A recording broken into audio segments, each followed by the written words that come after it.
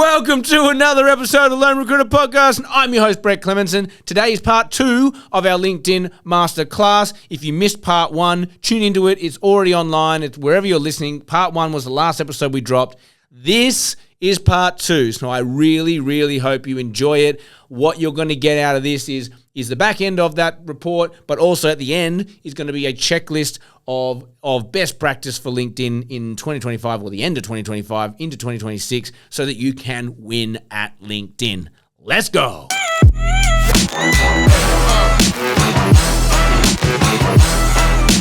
Number 4, what to publish, why it works. So the high yield formats right now on LinkedIn, okay? Can you guess? Is it videos, is it carousels, is it links, is it posts, is it texts? What is it? The answer is text posts with a sharp hook, okay? So text with a sharp hook, great opening line, and a clear point of view. And that's the important part here, and we've dissected this stuff in our office before.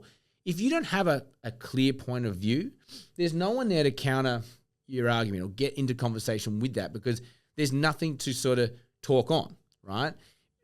As much as we hate how divided the internet is, you need to understand that that is human nature.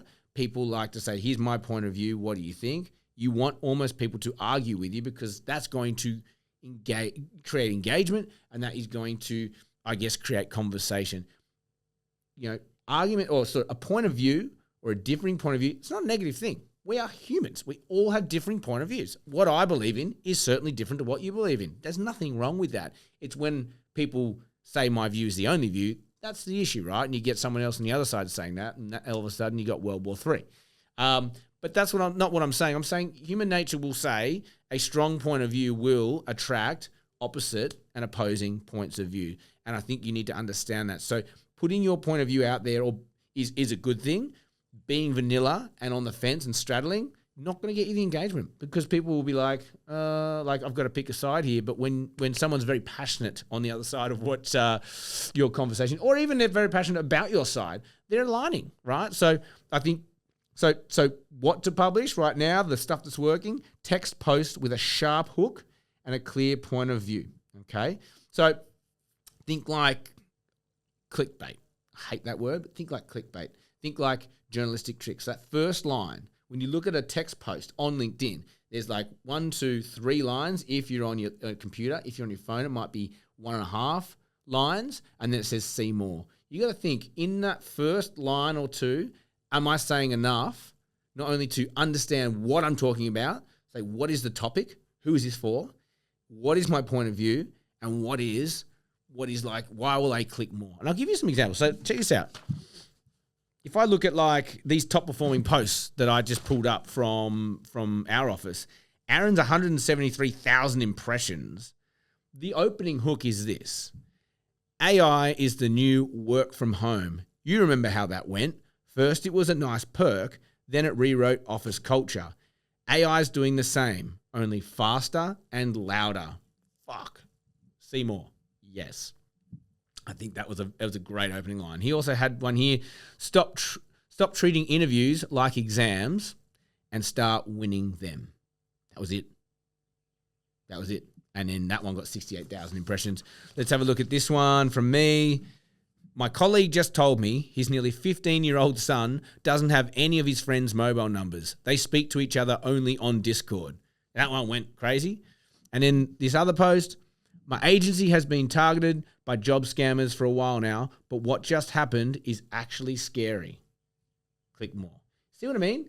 You're in the picture, you know exactly what this is about, and you want to read more. So you got to get good at that opening statement. That is what's working right now on LinkedIn. What else we got here? Hashtags. Do hashtags work? They say put a couple in there, but I wouldn't rely on them.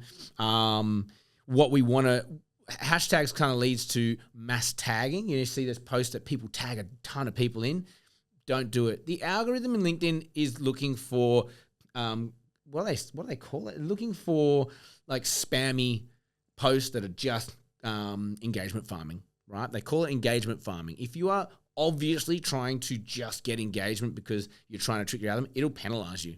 So if you start tagging a bunch of people, it goes, fuck, this person just wants likes. It's not an actually good post. we're not gonna even give it time. We're not gonna give it breath. You can tag 1 or 2 people, or even better, and what we do in our office, do your post, copy the link, send it to your staff, say, hey, just posted this, can you like it? Recruitment United, they have a page in there that says, hey, got a post, can you like it? That helps because it's organic engagement, right? It's authentic engagement, and that's what LinkedIn is trying to pick up on. Number 5 is the first 60 minutes. So again, I talked about that you're in like test mode and like you're on trial, and if it's the first 60 minutes it doesn't resonate, it doesn't go, you'll be stalled, right? So, but in terms of a couple of pieces within here, we're looking at timing. When is your audience usually active? So it's usually mornings and lunch in their time zone. Yeah, we know this. So just before work and around lunchtime, people click on. The hours are dead and the weekends are dead. I talked about alerting 1 or 2 genuinely relevant peers to add substantive comments. So let's not say we don't want them to jump on and go, oh, great post. Not enough.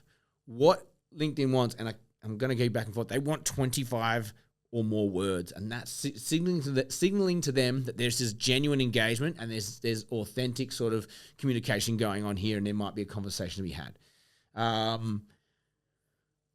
3, be present. So make sure you reply quickly. Get onto that. Ask follow-up questions. Weave commenters together. Adding to Sarah's point. Yada yada yada. So quality comments are amplification fuel.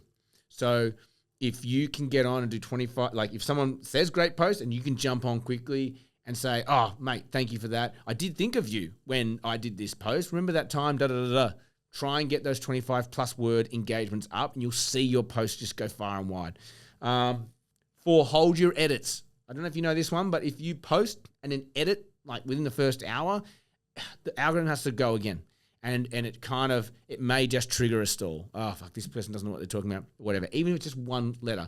It's really important, just, do a draft, double check it, and then post it. Avoid heavy edits. It's just going to throw the whole algorithm out.